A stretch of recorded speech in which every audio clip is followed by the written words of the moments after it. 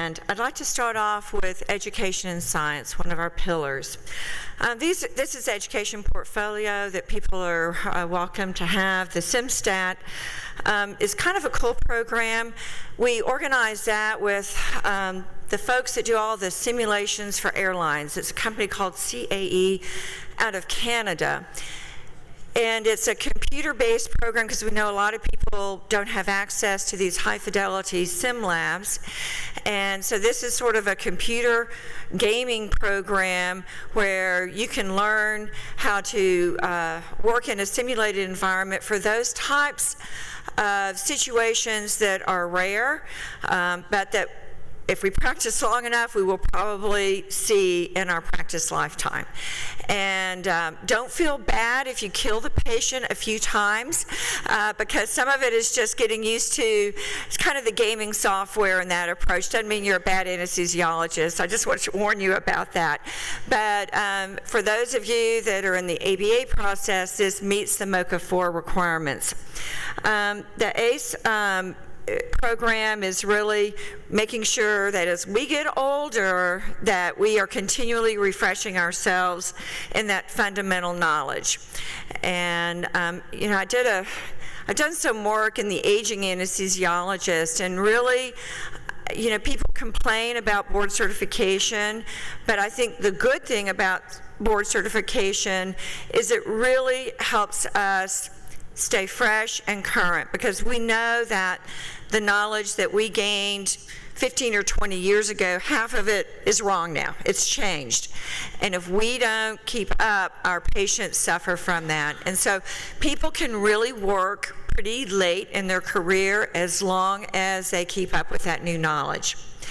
The summaries of emerging evidence, that's kind of like, okay, what do we know now that's changed, that's maybe not in the fundamental category? I hope everybody wants to come to New Orleans. I know we haven't had many face-to-face meetings, and New Orleans is one of my favorite cities. Certainly can't beat the food. Anesthesiology is one of the premier journals. I certainly look to it. We publish our practice parameters and guidelines.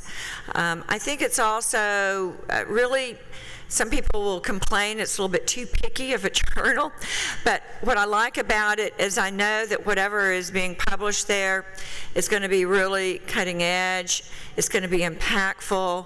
When I look at, I'm a pediatric anesthesiologist, and when we started having the evidence or concerns about anesthesia in the developing brain, the seminal articles that were published came out of anesthesiology. So I always look and trying to keep up with what is published there and what is sort of the latest in the research that's really cutting edge, where they actually did, a study in infants where, some got a spinal and some got general to see what the developmental outcomes were over the next few years. These are some of our other top used clinical resources. The ASA Monitor, you probably noticed it used to come in a little format, and now it's more in a magazine format, and it's under the direction of just a brilliant person. Dr. Steve Schaefer over at Stanford is the editor-in-chief. I know this weekend I've been working on my editorials for the upcoming November issue that's going to deal with the workforce, the anesthesia workforce, and some potential solutions out there. Point-of-care ultrasound certificate program. This is the only diagnostic point-of-care program created by anesthesiologists and for anesthesiologists. It's a way for you to distinguish yourself potentially from other clinicians. I recently did one of those bucket list trips to Peru, and I was in the middle of nowhere with a small group of friends, one of whom was also a physician, who started having some shortness of breath. Now, mind you, we were, at 12,600 feet, so I was feeling pretty short of breath too, but, we end up in a couple of places. We're in the base of Machu Picchu, and, the guide gets a doctor. Well, let's give him some steroids. And then we get back to our hotel. He sees another doctor, and this doctor is saying, well, maybe he's just dehydrated. And I asked the guide, I said, well, could we just get a chest x-ray or something like that? His SAT's 88% and we're now back to 6,000 feet. This doesn't seem right to me. Well, then there was a bus. Oh, there's no way to get a chest x-ray over there, okay? And so then there's a bus rail strike, and so it's a couple more days. Anyway, when we finally get to a facility that has a chest x-ray, he has a massive tension pneumothorax. It was a miracle he survived, really. I was so scared the whole time when I saw his pattern of breathing. So I'm thinking, you may not be able to have a chest x-ray, but an ultrasound can tell you if you're in high altitude pulmonary edema versus a tension pneumothorax. Maybe that would be something handy to have, or for those people to have up there and to carry. Everybody has a pulse oximeter, but to really diagnose some of these things, you need a little bit more than that. We also have a lot of leadership and professional development resources. You know, I think, especially for the young people in the room, leadership opportunities you should say yes to. And I believe it's really an antidote to burnout. It's where you have the opportunity, as you see problems in your practice or your work, how can I be part of that solution? How can I lead that solution? And so we've got a lot of resources that we have pretty recently created in the last couple of years that are really focused on residents, fellows, and people just going into practice, so that you can learn, you know, about the business of anesthesia, leadership skills, all those kinds of things. We do have the 4-day intensive course for those that are at a higher level at the Kellogg School of Management. And then we also have a customized leadership training. There's resources on the website where you can actually do some of those assessments of yourself to see what your strengths and weaknesses are. We all have them. And you know what you may want to work on if you are interested in becoming a better leader or becoming a leader at all.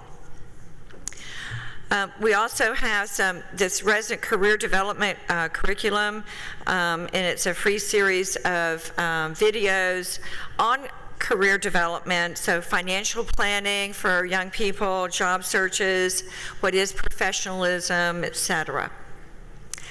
And then we have a new program called the Early Career Membership Program, and I would say ASA is taking a little bit of a risk on this one, but it's all-inclusive, $299 the first 3 years in practice, and the goal is to keep, you know, we have a lot of our residents that are very involved as residents and members, and then when they finish and go into practice, we lose them.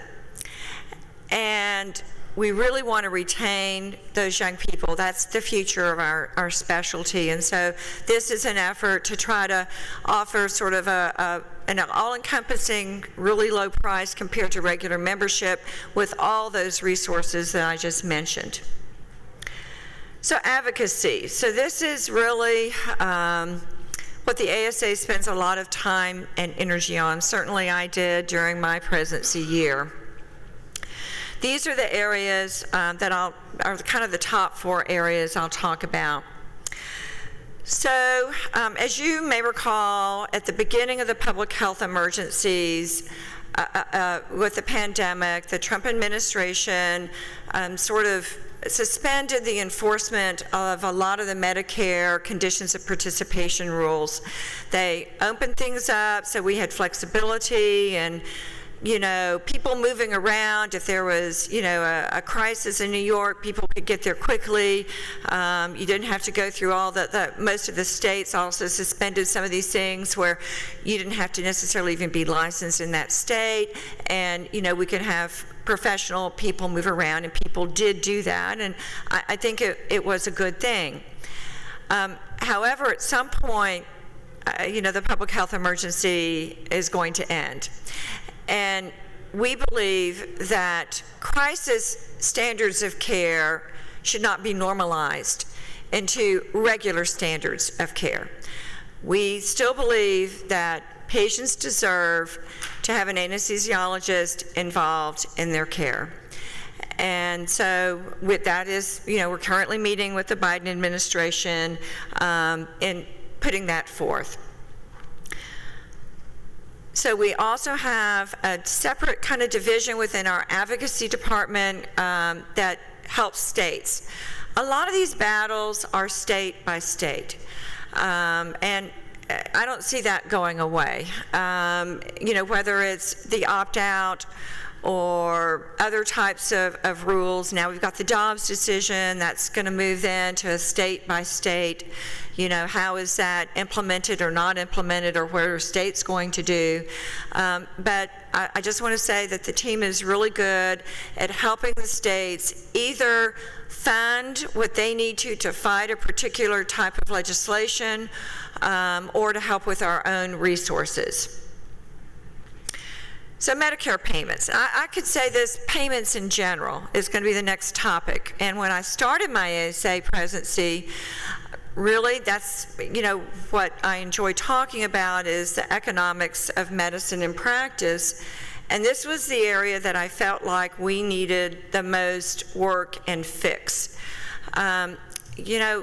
We have sort of some of the academic institutions saying, oh, it's not that big. It is a big deal. It's a big deal for everyone, because we can't fund research if we don't have correct payments for the clinical care that we are providing. And so it all fits together.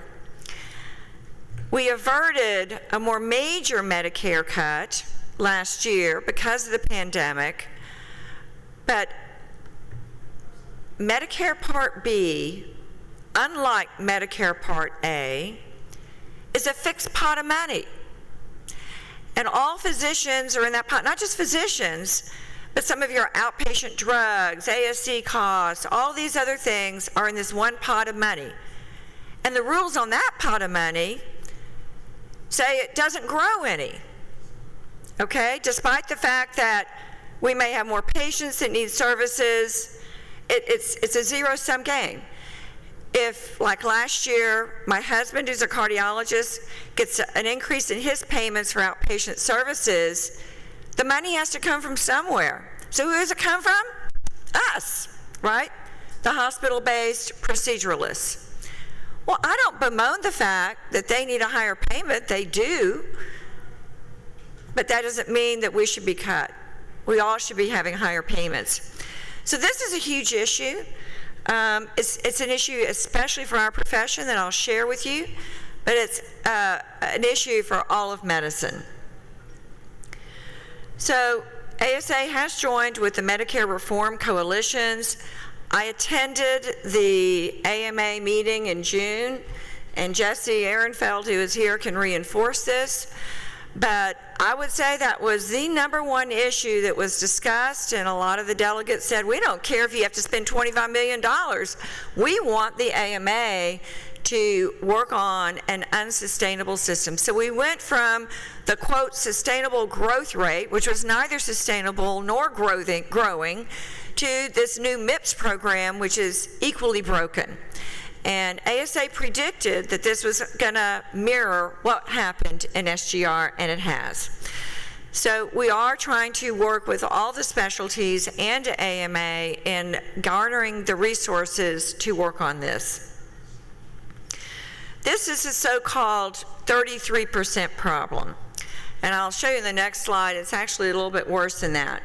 But when you look at the MedPAC report, on average, Medicare payments for other Medicare specialties are 80%, 75-80% of commercial rates.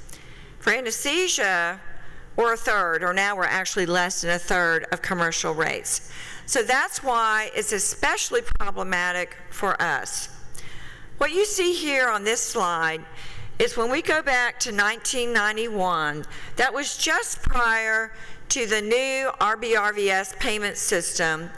And what was unique about anesthesia at the time is, you know how we're paid. It's both a combination of time and procedure points.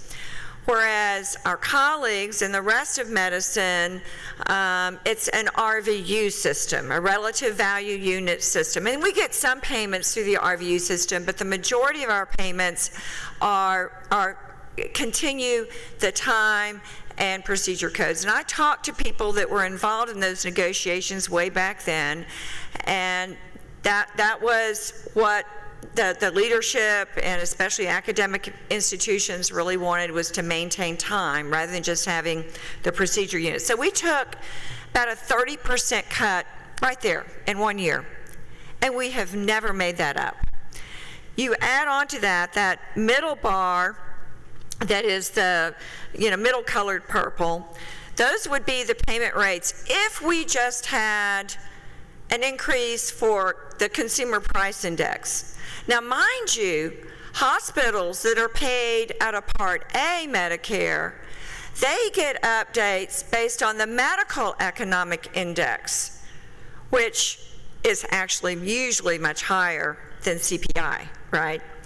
So that's what it should be if we just had CPI, essentially double what we have now. It'd be closer to $41 and $20. But look at where commercial payments are. So you can see, that averages about 85 or so. And we do these surveys every year. I know we just are completing a survey, so if you got a survey request, please fill those out.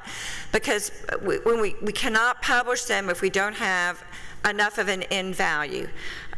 So we try to look at it by region and various things. So when you get those surveys, if you're not able to do it, work with your office administrators or billing companies to do it. So this is really a big problem. And it's not like we haven't been working on this for years, but it's still, we just can't get ahead of it. And the rates are just way too low for what we know. If you're having to hire a locum tenens anesthesiologist or CRNA, believe me, it's the per point value, or the value that you're going to get, is probably a quarter of what you're paying for that or less at this point during this inflationary time. The other big issue, which is near and dear to my heart, because my dad was a World War II veteran, and I don't know why, but he really liked getting some of his care in the VA system, which frustrated me. But I really believe that we need to provide the best care we can to the men and women who have served our country. And this is like deja vu all over again, as Yogi Berra said. It's we thought we had won this battle. They tried to sneak a rule in that said that, we're going to get rid of basically physicians and anesthesiologists in the operating room, and we can do just fine with nurse anesthetists. And this was something they were doing throughout the VA system. And granted, I know they have a primary care shortage, but it's a little different in the operating room than with these really sick patients, as we know, that have multiple comorbidities, than maybe in primary care. And so we had this huge campaign, and we won. They actually, when they wrote the rules, when they changed all those rules, anesthesiology was an exception area. So they said no, that the nurses, the CRNAs will still need to work under this general supervision rule of an anesthesiologist. And so you think you're done, and then the pandemic happens, and I was on the phone with the undersecretary of the VA system the day before, and she didn't even tell me it was going to happen. She didn't give me the courtesy of doing that. The day before, and this is, mind you, not at the beginning of the pandemic, this is 2 or 3 months into it, when there were no staffing issues within the VA, saying that they were going to suspend the supervision rule. And so, needless to say, that's where we are right now, fighting that and trying to educate not only the VA, but Congress. And we've got a champion on our side. David Scott has taken up this cause. He's not happy about it. He's not happy that we continue to dumb down the care we give in the VA system to our veterans. And so he's on a mission. And so, talk to your legislator, talk to your congressperson about the importance of maintaining safe VA care. The VA anesthesiologists have been courageous in all of this. Not once, not twice, 3 times, but 4 times they have written a stop the line letter, which means the VA is supposed to, according to their own policies, investigate, and they've done nothing, absolutely nothing. So I appreciate the bravery of these anesthesiologists who are calling attention to the issue. You can do something. You can, I know everybody has a smartphone and a computer. It takes like 2 minutes to go to safeVAcare.org. safeVAcare.org. It takes 2 minutes to write a note saying how important it is to maintain physician anesthesiologists in our VA operating rooms. The other thing for those of you that are in academic health systems and cover a VA facility, you know, and have residents rotating through there, you can't do that if you don't have faculty over there. So this could disrupt, instead of making care better for veterans, this could enable more shortages than you know what could be there to begin with. The No Surprises Act. How many of you have heard of the No Surprises Act? Most everybody in the room, yeah. So, you know, this was on a train just barreling down the tracks in the summer of 2019.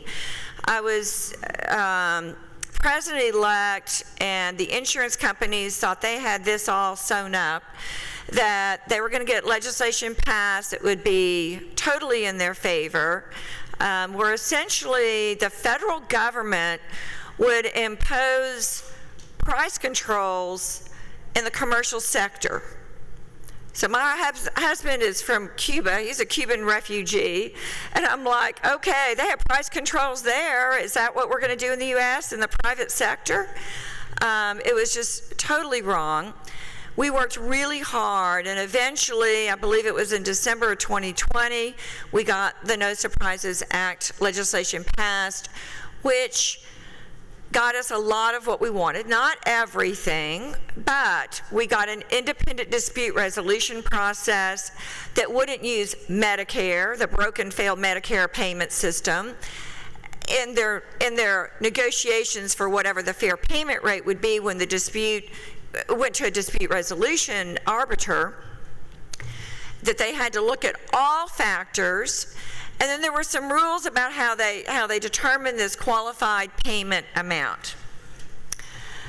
However, you know, once legislation's passed, I had the naive thought that we had won.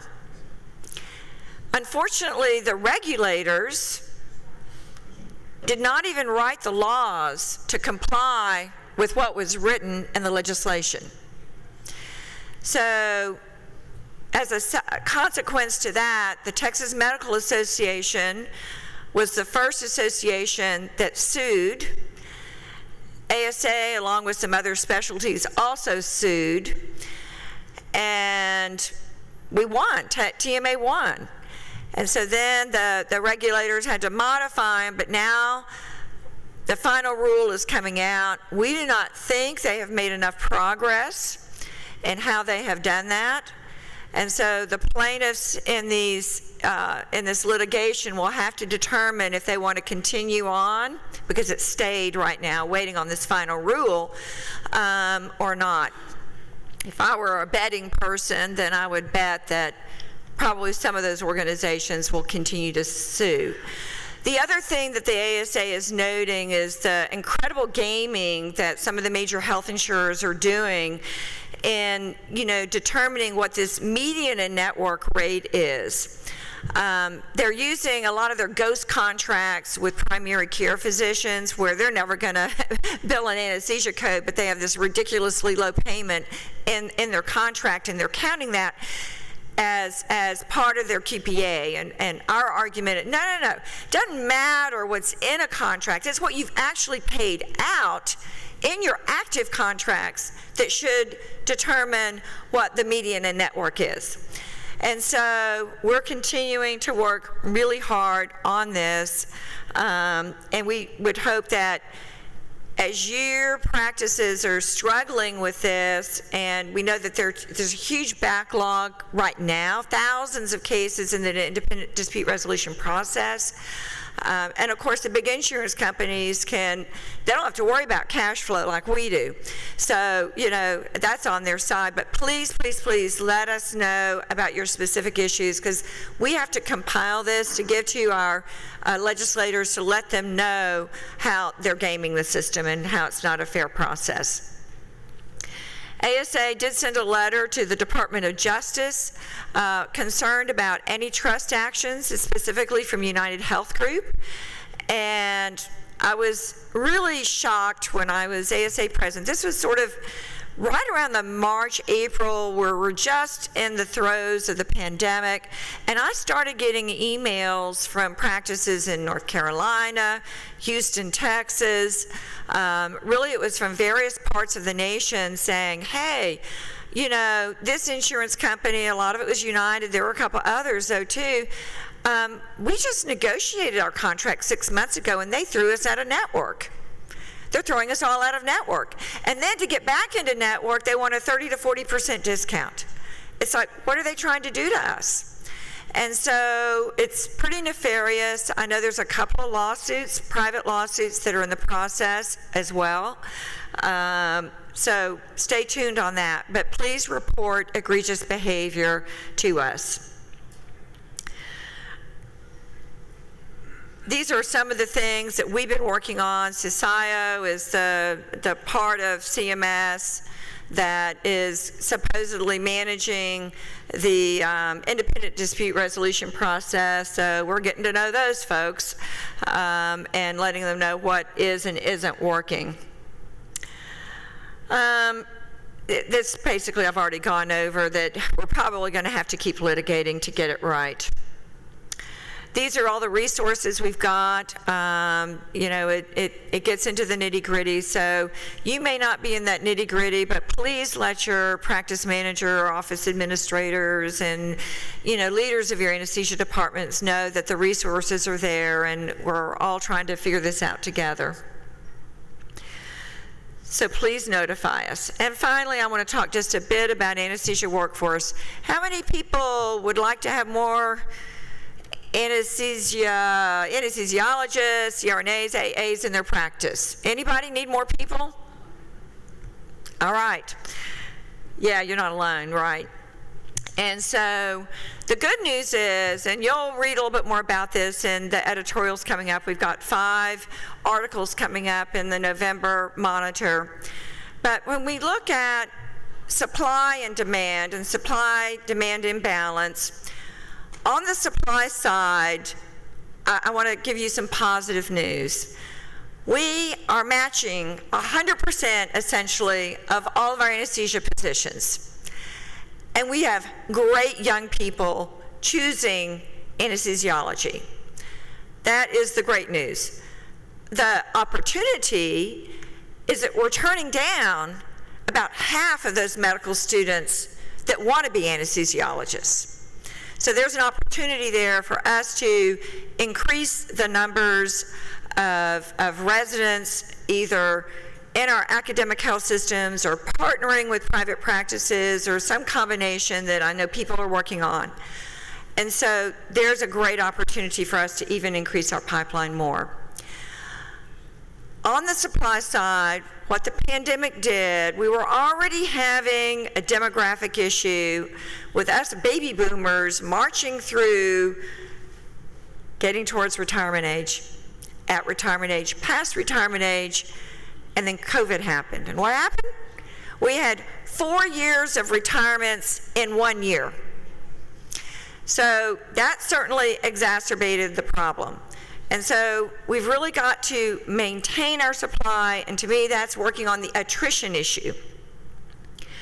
How do we redesign our workloads and practices so that we're open to those nearing or at retirement age, to keep them in the workforce a little longer?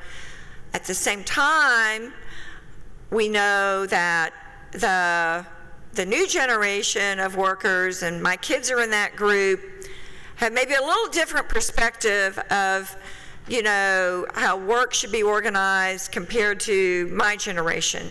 And so we need to hear that, we need to be open to that, we need to be flexible, we need to figure out how do we get all the work that's in our institutions done with the demands that our workers want. How do we have those conversations and marry that up? And how do we create a workforce culture that, you know, empowers younger people, that you're looking at your governance, how do we keep them in the workforce as much as they can work?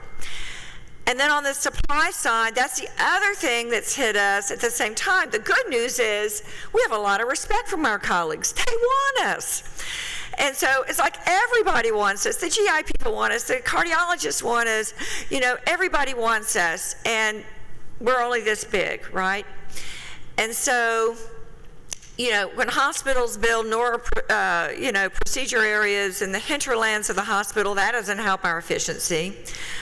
When every surgeon wants a 7:30 start time, but, you know, half of them are going to finish by 11 or noon, that doesn't help our efficiency.